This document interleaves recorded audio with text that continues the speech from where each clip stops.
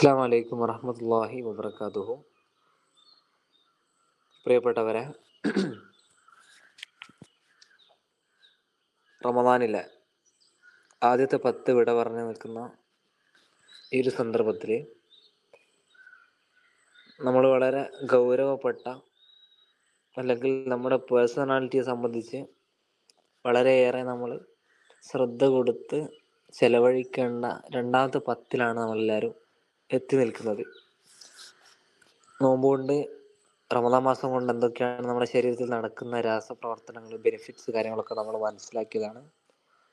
അപ്പോൾ ഈ റമദാൻ മാസത്തിൽ നമ്മൾ, അല്ലെങ്കിൽ എല്ലാ റമദാൻ മാസങ്ങളിലും ഏറ്റവും കൂടുതൽ നമ്മൾ ചെയ്യുന്ന ഇബാദത്താണ് നിസ്കാരം, സ്വലാത്ത് എന്നുള്ളത്. ഏറ്റവും കൂടുതൽ തവണ വിശുദ്ധ ഖുർആനിൽ പറയപ്പെട്ടിട്ടുള്ള വാക്കും സ്വലാത്ത്, നിസ്കാരം, അത് എന്ന് തന്നെയാണ്. ഏറ്റവും തവണ കൂടുതൽ പറയപ്പെട്ട ആരാധന കർമ്മത്തിന്, അല്ലെങ്കിൽ ഇബാദത്തിന്റെ ഒരു സ്വലാത്ത് എന്നുള്ള വാക്കാണ് ഏറ്റവും കൂടുതൽ കാണാൻ കഴിയാം. ഹദീസിലും ധാരാളം പ്രാവശ്യം നിസ്കാരത്തിനെ പറ്റി കാണാൻ കഴിയും. അപ്പോൾ ആ നിസ്കാരത്തിന്റെ അള്ളാഹു വളരെ ഗൗരവത്തിൽ ഒരു ചോദ്യം, ആ ഒരു ചോദ്യം പറഞ്ഞുകൊണ്ട് നമുക്ക് സ്റ്റാർട്ട് ചെയ്യാം. ഒരു കോൺവെർസേഷനാണ്. ആ കോൺവെർസേഷൻ നടക്കുന്നത് നരകത്തിൽ വെച്ചാണ്. നരകത്തിലുള്ള കുറച്ച് ആളുകളോട് ചോദിക്കുന്ന, സ്വർഗത്തിലുള്ള ആളുകൾ നരകത്തിലുള്ള ആളുകളോട് ചോദിക്കുന്ന ഒരു ചോദ്യമാണ്, മാ സലക്കക്കും ഫീ സഖർ, മാ സലക്കക്കും ഫീ സഖർ, എന്താണ് നിങ്ങളെ നരകത്തിൽ പ്രവേശിക്കാൻ കാരണം? നിങ്ങൾ നരകത്തിൽ പ്രവേശിച്ചത് എന്തുകൊണ്ടാണ്? അപ്പൊ നരകത്തിൽ കിടക്കുന്ന മുസ്ലിമീങ്ങളായിട്ടുള്ള ആളുകൾ പറയുന്നുണ്ട്, അവർ പറയുന്നുണ്ട്, ഖാലു ലം നകു മിനൽ മുസല്ലീൻ, ഞങ്ങൾ ആരായിരുന്നില്ല? നിസ്കരിക്കുന്ന ആളുകളായിരുന്നില്ല, നിസ്കാരക്കാരിൽപ്പെട്ട ആളുകളായിരുന്നില്ല ഞങ്ങൾ എന്ന് ആ സ്വർഗവാസികളോട് നരകവാസികളായ ആളുകൾ മറുപടി, റിപ്ലൈ നൽകുന്നുണ്ട്. അപ്പോൾ നിസ്കരിച്ചിട്ടില്ലെങ്കിൽ നരകം കിട്ടും എന്ന് ഹദീസിലല്ല, ഖുർആനിലാണ് വന്നത്. ഖുർആൻ വളരെ ഖണ്ഡിതമായി സ്ഥിരപ്പെട്ട് നമ്മളോട്, ലോകത്തോടും മുസ്ലിമീങ്ങളോടും മുഅ്മിനീങ്ങളോടും പറഞ്ഞ കാര്യമാണ്. സോ നിസ്കാരം നിർബന്ധമാണ്. അത് നിസ്കരിച്ചിട്ടില്ലെങ്കിൽ, നമ്മൾ വാഹനത്തിനൊക്കെ GST കൊടുക്കും പോലെ ഉള്ളൊരു, നമ്മുടെ ബോഡിക്ക്, നമ്മൾക്ക്, നമ്മുടെ ജീവനുള്ളൊരു ഒരു നികുതിയാണ്, GST ആണ്. ഡെയിലി നമ്മൾ ശ്വസിക്കുന്നു, മറ്റുള്ള കാര്യങ്ങളൊക്കെ ആസ്വദിക്കുന്നു. അപ്പോൾ ആ രൂപത്തിൽ, അപ്പോൾ ആത്മീയമായി അത് ചെയ്തിട്ടില്ലെങ്കിൽ നരകം കിട്ടും എന്ന് നമുക്കറിയാം. ഭൗതികമായി നിസ്കരിച്ചിട്ടില്ലെങ്കിൽ വളരെ ഹതഭാഗ്യനായിട്ടുള്ള ആളായി നമ്മൾ മാറാണ് ചെയ്യുന്നത്. സോ അത്രയും സയന്റിഫിക് ബെനിഫിറ്റ്സ് ആണ് നിസ്കാരത്തിൽ നമുക്ക് ലഭിച്ചുകൊണ്ടിരിക്കുന്നത് എന്ന് നമ്മൾ ചർച്ച ചെയ്യുകയായിരുന്നു കഴിഞ്ഞ 2 സെഷനിലായി. ഇനി വളരെ പ്രധാനപ്പെട്ട നിസ്കാരത്തിന്റെ ഏറ്റവും ലേറ്റസ്റ്റ് ആയിട്ട് വന്നിട്ടുള്ള പഠനങ്ങളുടെ അടിസ്ഥാനത്തിലുള്ളൊരു പഠന പ്രബന്ധം, അത് പവർപോയിന്റ് പ്രസന്റേഷനിലൂടെ നിങ്ങളുടെ മുമ്പിൽ അവതരിപ്പിക്കുകയാണ്. അപ്പോൾ നിസ്കാരങ്ങൾ കൊണ്ട്, ഇത്രയും കാലം നമ്മൾ നിസ്കരിച്ചു, ഇത്രയും കാലം നിസ്കാരങ്ങൾ കൊണ്ട് എന്താണ് നമ്മൾ ഭൗതികമായി, അല്ലെങ്കിൽ നമ്മുടെ ബോഡി നേടിയെടുത്തത്? അള്ളാഹു സുബ്ഹാനഹു വ തആല നിസ്കാരത്തിൽ ഒളിപ്പിച്ചു വെച്ചിട്ടുള്ള ഇബാദത്ത്, ആരാധനാ കർമ്മത്തിന്റെ ആ കർമ്മത്തിൽ അടങ്ങിയിട്ടുള്ള രഹസ്യ ഗുണങ്ങൾ, സയന്റിഫിക് ബെനിഫിറ്റ്സ് എന്തൊക്കെയാണ് എന്നാണ് ഇന്ന് നമ്മൾ ചർച്ച ചെയ്യാൻ പോകുന്നത്. സോ ആദ്യമായി ഇത് ഇത്രയും നേരത്തെ തന്നെ ഈ ഒരു മീറ്റിലേക്ക് ജോയിൻ ചെയ്ത നിങ്ങളെല്ലാവരെയും അഭിനന്ദിക്കുകയാണ്. കൺഗ്രാജുലേഷൻസ്. വളരെ ഉറങ്ങാനൊക്കെ സുഖമുള്ളൊരു സമയം കൂടിയാണ്, കാരണം നമ്മൾ വളരെ നേരത്തെ എണീക്കണം. പക്ഷെ വിജ്ഞാനപ്രദമായിട്ടുള്ള കാര്യങ്ങൾക്ക് ഉറക്കമൊക്കെ മാറ്റി വെച്ച് ആ ഒരു വൈജ്ഞാനിക അറിവുകൾ നേടിയെടുക്കുന്നതിൽ ശ്രദ്ധ കാണിച്ച നിങ്ങളെല്ലാവരെയും ആദ്യമായി അഭിനന്ദിക്കുകയും ചെയ്യാണ്. ഇൻഷാല്ലാ, അപ്പോൾ നമുക്ക് നേരെ പവർ പോയിന്റിലേക്ക് വരാം. ഇതിൽ വളരെ പ്രധാനപ്പെട്ടത് അഡ്വാൻറ്റേജ് ആണ്, ധാരാളം അഡ്വാൻറ്റേജ്. നിസ്കാരത്തിന്റെ ഒരു 19, അവിടെ നിങ്ങൾക്ക് കാണാൻ കഴിയും, ഒരു കുട്ടി നിസ്കരിക്കുന്നതാണ് കാണുന്നത്. ഒരു 19 പ്രവൃത്തികൾ ഉൾപ്പെടുന്നതാണ് 2 റക്അത്ത് നിസ്കാരം. ഈ ചുരുക്കി പറയുകയാണെങ്കിൽ 4 മിനിറ്റിൽ നമ്മൾ 19 പൊസിഷനിലൂടെ കടന്നു പോകും, വിത്തിൻ 4 മിനിറ്റ്സ്. അപ്പോൾ 19 പൊസിഷനിലൂടെ നമ്മൾ കടന്നു പോകുന്ന 19 പ്രവർത്തനങ്ങൾ ഉൾപ്പെടുന്നതാണ് 2 റക്അത്ത് നിസ്കാരം എന്നുള്ളത്. ഇപ്പോൾ ഓടുകയാണെങ്കിലും നടക്കുകയാണെങ്കിലും ഒക്കെ ഒരൊറ്റ പ്രവർത്തനം മാത്രമേ അവിടെ നടക്കുള്ളൂ, ഓടുക, നടക്കുക എന്നുള്ളത്. ഒക്കെ ഇളകുന്നൊക്കെ ഉണ്ട്, പക്ഷെ പൊസിഷൻസ്, ആക്ഷൻസ് ഇത്രത്തോളം ഒരു എക്സസൈസിൽ നമുക്ക് ലഭിക്കുന്നില്ല. അപ്പോൾ 19 പൊസിഷനിലൂടെയാണ് നമ്മൾ കടന്നു പോകുന്നത് എന്ന് നമ്മൾ ആദ്യം മനസ്സിലാക്കുക. അടുത്തൊരു സ്ലൈഡിലേക്ക് വരുമ്പോൾ ആദ്യമായി നമ്മൾ എന്ത് ചെയ്യാണ്? നിൽക്കുകയാണ് ചെയ്യുന്നത്. ഖിയാമാണ്, നമുക്കറിയാം ഖിയാം. ആ നൃത്തത്തിൽ while standing distance between feet must 30 centimetre. നമ്മൾ നിൽക്കുമ്പോൾ എങ്ങനെ നിൽക്കണം എന്ന് ചോദിച്ചാൽ ഒരു 30 സെൻറ്റിമീറ്ററെങ്കിലും കാലൊന്ന് വൈഡാക്കി വെച്ചിട്ട് അടുപ്പിച്ച് വെക്കാൻ പാടില്ല എന്നാണ് ആ പറഞ്ഞത്. ഇത് നമ്മൾ തുടങ്ങാണ്, ഒരു തലക്കിൽ നിന്ന് തുടങ്ങാണ്, നിൽക്കുന്നത് മുതൽ തുടങ്ങാണ്, ഓരോ പൊസിഷനിലെയും അഡ്വാൻറ്റേജുകൾ മനസ്സിലാക്കാൻ പോവാണ്. ഇപ്പോൾ 30 സെൻറ്റിമീറ്റർ വിട്ടിട്ടാണ് കാലുകൾ വെക്കേണ്ടത്. It corresponds the distance between 2 hip joints. നമ്മുടെ ഈ ഇതുണ്ടല്ലോ തുടയിലിൻ്റെ ഭാഗത്ത്, ആ 2 ജോയിൻസുകളുടെയും ആ ഒരു കറസ്പോണ്ടൻസ് വളരെ കൃത്യമായിട്ട് വരും ഈ 30 സെൻറ്റിമീറ്റർ നമ്മൾ കാലിങ്ങനെ റെഡിയാക്കി വെക്കുകയാണെങ്കിൽ. അപ്പോൾ വളരെ അടുത്ത് വെക്കാൻ പാടില്ല, എന്നാലും വളരെ ദൂരത്ത് വെക്കാൻ പാടില്ല. ഒരു പാകതയിൽ 30 സെൻറ്റിമീറ്റർ ആക്കി കാല് വെക്കുക. അങ്ങനെ വെക്കുകയാണെങ്കിൽ എന്താണ് നമുക്ക് സംഭവിക്കുക? This way the central gravity of the whole body the held in the middle of legs it feel you calm and steady. നമ്മുടെ ഒരു ഗുരുത്വാകർഷണ സിസ്റ്റം ഉണ്ടല്ലോ, സെൻട്രൽ ഗ്രാവിറ്റി, കാരണം നമ്മുടെ കാലിങ്ങനെ വെക്കുന്നത് മൂലം നമ്മുടെ ഈ സെൻട്രൽ ഗ്രാവിറ്റി ആ ഒരു സംഭവം ഓക്കെ ആവും. അതേപോലെ body held in the middle of legs, നമ്മുടെ കാലിൽ താങ്ങി നിൽക്കും. ആ ബോഡി മുഴുവൻ എന്ത് ചെയ്യും? ഒരു ഒരു ഒരു മൊത്തത്തിൽ അതിൻ്റെ ഒരു മിഡിൽ ലെഗ്സ്, കാലിൻ്റെ മിഡിലേക്ക് ബോഡി മൊത്തം ഹെൽഡ് ചെയ്ത് നിൽക്കുന്ന ഒരു സിറ്റുവേഷൻ അവിടെ ക്രിയേറ്റ് ചെയ്യപ്പെടും. ഇങ്ങനെ ക്രിയേറ്റ് ചെയ്യപ്പെടുന്ന സമയത്ത് എന്താണ് നമുക്ക് സംഭവിക്കുന്നത്, അല്ലെങ്കിൽ ബോഡിക്ക് എന്താണ് സംഭവിക്കുന്നത് എന്ന് ചോദിച്ചാൽ ഇറ്റ് ഫീൽ യു, നമുക്കത് ഒരു കാം ആൻഡ് സ്റ്റഡി ആയിട്ടുള്ള ഒരു ഫീല്, ഒരു സമാധാനമുള്ള, അല്ലെങ്കിൽ പല തിരക്കിൽ നിന്നും സമാധാനപരമായി നമ്മൾ അങ്ങനെ സുജൂദിലേക്ക് നോക്കി, സുജൂദിൻ്റെ ആ പ്ലേസിലേക്ക് നോക്കിക്കൊണ്ട് കൈ കെട്ടി വളരെ കാമായി ഒരു കാലൊക്കെ ഇങ്ങനെ ഇത്ര സെൻറ്റിമീറ്ററൊക്കെ ഡിസ്റ്റൻസ് വിട്ട് ഇങ്ങനെ നിൽക്കുന്ന സമയത്ത് കാം ആൻഡ് സ്റ്റഡി ആയിട്ട് നമുക്ക് എന്ത് ചെയ്യും? നമ്മുടെ ബോഡിയെ തന്നെ അങ്ങനെ ഫീൽ ചെയ്യും. അങ്ങനെ ഫീൽ ചെയ്താൽ എന്താണ് ഗുണം? അതാണ് അടുത്ത സ്ലൈഡിൽ. അങ്ങനെ ഫീൽ ചെയ്യും. ഓക്കെ, നമ്മൾ അടുത്ത സ്ലൈഡിലേക്ക് വരികയാണെങ്കിൽ അവിടെ നിങ്ങൾക്ക് നമ്മൾ കൈകെട്ടുന്നതാണ് കാണുന്നത്. The clenching the left wrist with the right hand. നമ്മൾ എന്ത് ചെയ്യുന്നു? ഈ കൈ കെട്ടുന്നു. ആദ്യം ഇടത്തെ കൈ വെക്കുന്നതിൻ്റെ മേലെ വലത്തെ കൈ കെട്ടുന്നു. അങ്ങനെ കെട്ടുന്ന സമയത്ത് it cases increase the blood circulation. നമ്മളിപ്പോൾ 3-4 ദിവസമായി ഇതിങ്ങനെ കേട്ടോണ്ടിരിക്കുന്നു, 4-5 ദിവസമായി ഈ ബ്ലഡ് സർക്കുലേഷൻ ഇൻക്രീസ് ആവുന്നു എന്നുള്ളത് തന്നെ നോമ്പിൻ്റെ അന്ന് തുടങ്ങിയാണ്. നോമ്പിൻ്റെ ഗുണങ്ങൾ പറയുമ്പോൾ തന്നെ തുടങ്ങിയാണ്. അപ്പോൾ ബ്ലഡ് സർക്കുലേഷൻ ഇൻക്രീസ് ആണെന്ന് പറയുമ്പോൾ ഈ ഒരു പൊസിഷനിലൂടെ സ്വീകരിക്കുമ്പോൾ നമ്മുടെ ആരോഗ്യം അത് ഇൻക്രീസ് ആവുന്നുണ്ടെന്നാണ് മനസ്സിലാക്കേണ്ടത്. ഓക്കെ, അതിൽ ഇൻക്രീസ് ബ്ലഡ് സർക്കുലേഷൻ, നമ്മളെ രക്തചംക്രമണ വ്യവസ്ഥ എന്താ ഇൻക്രീസ് ആവും. ടു ദ മോട്ടോർ കോർട്ടക്സ്, എങ്ങോട്ടേക്കുള്ള രക്തചംക്രമണ വ്യവസ്ഥയാണ് സ്പീഡിലാവുന്നത്? To the motor cortex and sensory cortex of the brain and hand area. അത് നിങ്ങൾക്ക് അടിയിൽ കാണാൻ പറ്റും. നമ്മുടെ തലച്ചോറിൽ motor cortex, sensory cortex, cerebellum, ഇത്രയും കാര്യങ്ങൾ അതിൻ്റെ താഴെ കാണാൻ കഴിയും. അപ്പോൾ മോട്ടോർ കോർട്ടക്സ് എന്ന് പറയുമ്പോൾ ഗവേഷണത്തിനും ചിന്തിക്കാനും തീരുമാനങ്ങൾ എടുക്കാനുള്ള ഒരു സ്ഥലമാണ് മോട്ടോർ കോർട്ടക്സ്. ഈ മോട്ടോർ കോർട്ടക്സിലേക്കും സെൻസറി കോർട്ടക്സിലേക്കും നമ്മുടെ ബ്രെയിനിലേക്കും നമ്മുടെ കൈകളുടെ ഏരിയയിലേക്കൊക്കെ ഈ ഒരു പൊസിഷൻ സ്വീകരിക്കുന്നതിലൂടെ ബ്ലഡ് സർക്കുലേഷൻ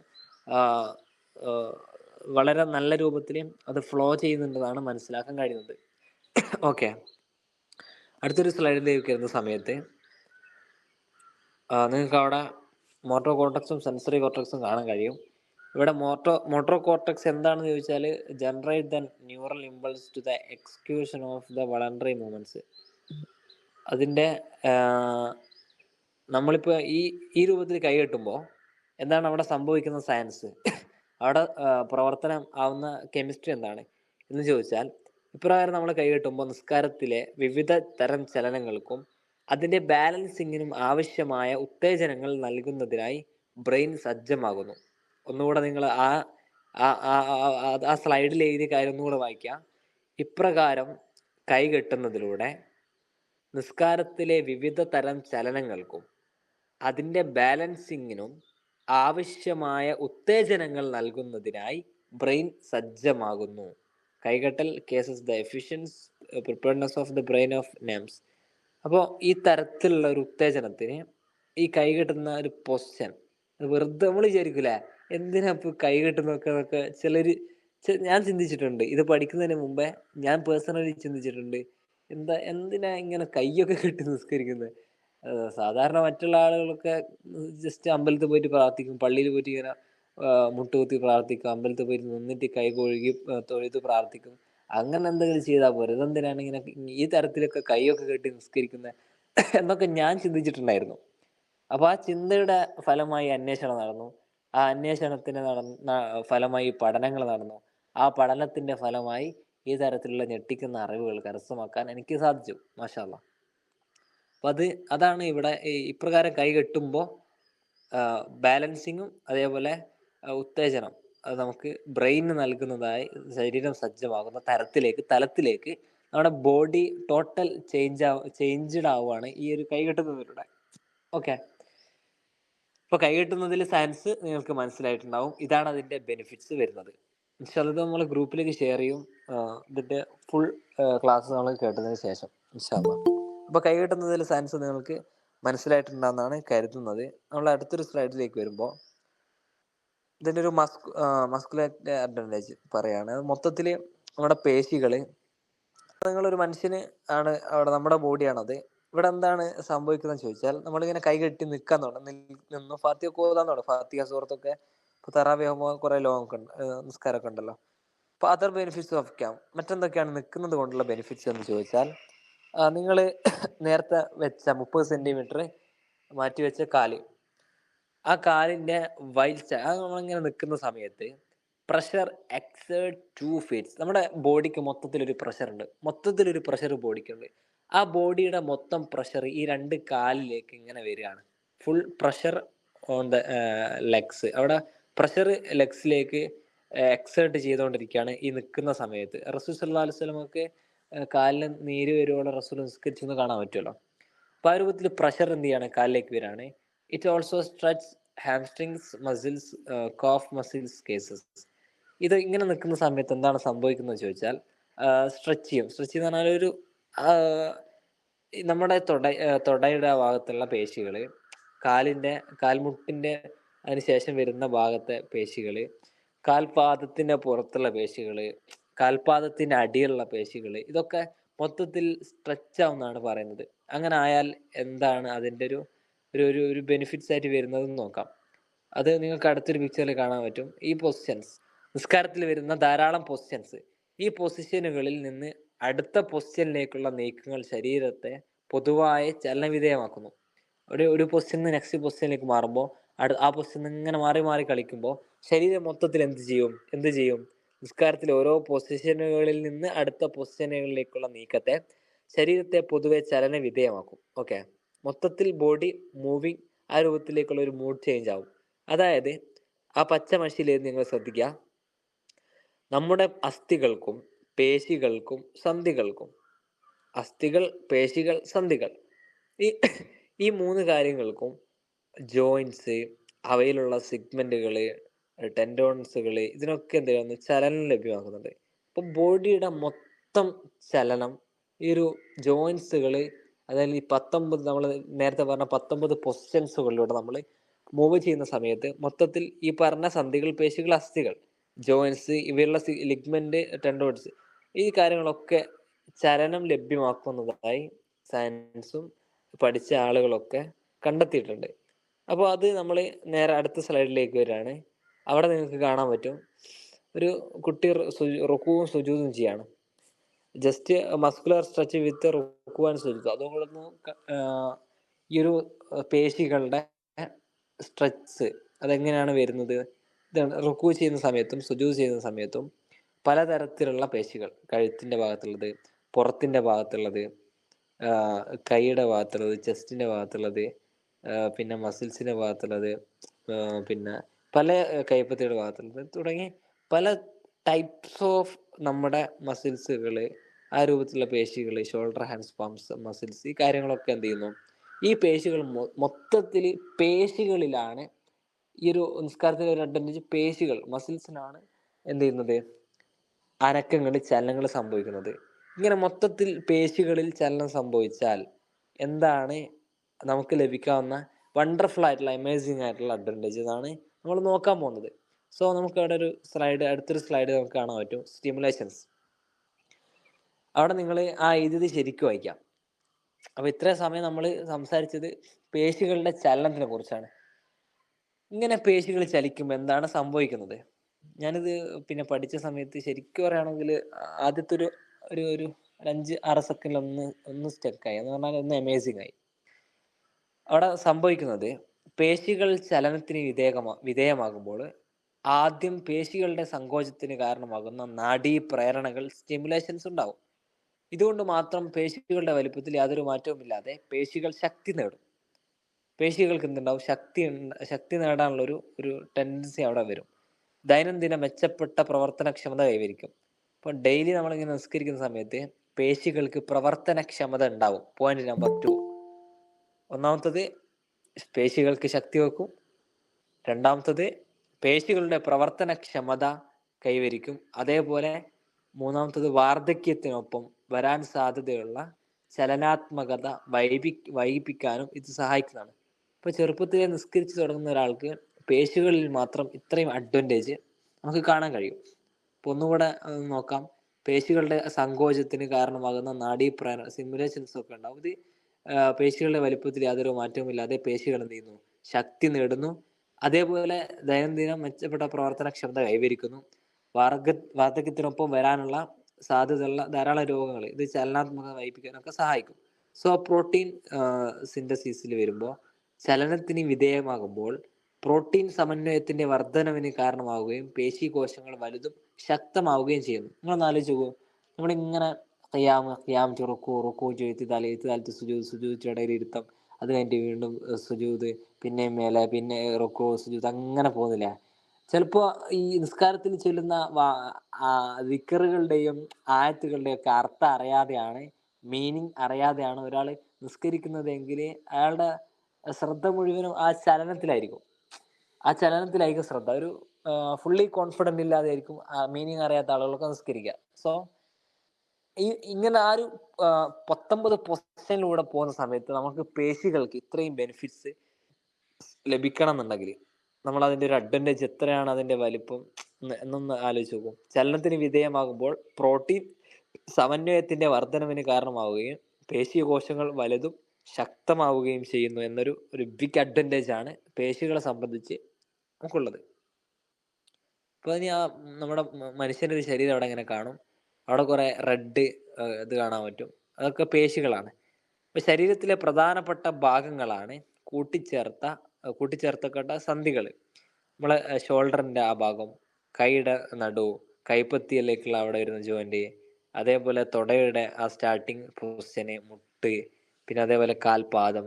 ഇത്ര 2, 4, 6, 8, 10 12 എന്തുണ്ട്, ഈ വളരെ പ്രധാനപ്പെട്ട സന്ധികൾ നമ്മുടെ ശരീരത്തിലുണ്ട്. ആർക്കുലേറ്റിംഗ് ജോയിന്റ്സ് ആണ് പറയാം. ഈ ജോയിന്റ്സുകൾ അടുത്തൊരു സ്ലൈഡിലേക്ക് വരികയാണെങ്കിൽ, ഈ നിസ്കരിക്കുന്ന സമയത്ത് നമ്മുടെ നെക്ക് ഉണ്ടോ, നെക്ക്, അതേപോലെ സ്പൈന്, ലൂംബാർ സ്പൈന്, നട്ടലിന്റെ സ്റ്റാർട്ടിങ് സമയം, സ്റ്റാർട്ടിങ് പ്ലേസ്, അതേപോലെ നമ്മുടെ ഹിപ്പ് ജോയിന്റ്, ഈ തൊണ്ടയെല്ലിന്റെ സ്റ്റാർട്ടിങ്, അതേപോലെ ബാക്ക് സൈഡിലുള്ള നെക്ക്, പിന്നെ joint, shoulder, elbow, wrist, knees, അതേപോലെ തന്നെ ആംഗിൾ, ഞെരിയാണ്. ഈ പറയുന്ന ഇതൊക്കെ സന്ധികളാണ്. ഈ നമ്മളിപ്പോൾ സുജൂദിലും റുക്കോയിലും മേൽ പറയപ്പെട്ട ജോയിൻസുകളെല്ലാം ചലന വിധേയമാക്കുകയാണ് ചെയ്യുന്നത്. ഒന്നുകൂടെ പറയാം. സുജൂദിലും റുക്കോയിലും മേൽ പറയപ്പെട്ട ജോയിൻസുകളെല്ലാം എന്ത് ചെയ്യുന്നു? ചലന വിധേയമാക്കുന്നു. ഓക്കെ, നമ്മൾ നേരത്തെ കുറേ ജോയിൻസുകൾ കണ്ടു. ആ ജോയിൻസുകളൊക്കെ ചലന വിധേയമാവുന്നു. ഈ ചലന വിധേയമാവുന്ന സമയത്ത് എന്ത് സംഭവിക്കും എന്നാണ് നമ്മൾ നോക്കാൻ പോകുന്നത്. നിങ്ങൾ കണ്ടോ, കുറേ പോയിന്റ്സ് കണ്ടോ? റുക്കോയിലുള്ള സമയത്ത് shoulder, wrist, knee joint, toe, ankle, അത് hip joint, elbow, lumbar spine, ഈ കാര്യങ്ങളൊക്കെ ഇതൊക്കെ ജോയിന്റ്സ് ആണ്. ഈ ജോയിന്റ്സ് ഒക്കെ റുക്കൂവിൽ എന്ത് ചെയ്യുന്നുണ്ട്? ഇത്രയും ജോയിന്റ്സുകൾ, ഏകദേശം 1, 2, 3, 4, 5, 6, 7, 8, ഏകദേശം 8ഓളം ജോയിന്റ്സുകൾ റുക്കൂവിൽ അത് മൂവ് ചെയ്യപ്പെടുന്നുണ്ട്, ഇളകപ്പെടുന്നുണ്ട്. അതേപോലെ നമ്മൾ സുജൂദിലേക്ക് വരുമ്പോൾ ഷോൾഡർ, റിസ്റ്റ്, എൽബോ, നീ, ട്യൂ, ആംഗിൾ, ഹിപ്പ് 1 2 3 4 5 6 7 ഏഴോളം ജോയിൻസുകൾ സുജൂദിന്റെ സമയത്ത് ഇളകപ്പെടുന്നുണ്ട്. സോ സുജൂദിന്റെ റുക്കുവിന്റെ സമയത്ത് ഇത്രയും ജോയിൻസുകൾ എന്ത് ചെയ്യുന്നുണ്ട്, മൂവ്മെന്റ്സ്, ആ ഒരു ചലനം സംഭവിക്കുന്നുണ്ട്. ഇങ്ങനെ 20+ ജോയിൻസുകൾ ടോട്ടൽ ഉണ്ട്. ഇങ്ങനെ ചലനം സംഭവിച്ചാൽ എന്താണ് അതിന്റെ ബെനിഫിറ്റ്സ്? നമുക്കൊരു അടുത്ത സ്ലൈഡിലേക്ക് വരുമ്പോൾ the articulating joints include solid bones together with muscles, ligaments, tendons. ഇവിടെ നമ്മൾ ആ കാര്യങ്ങളൊക്കെ കറക്റ്റ് കാണുന്നത് is the thick fluid that lubricates the joints. It reduces frictions, laxness, cases joint disorders like arthritis. This fluid ultra failure from blood plasma.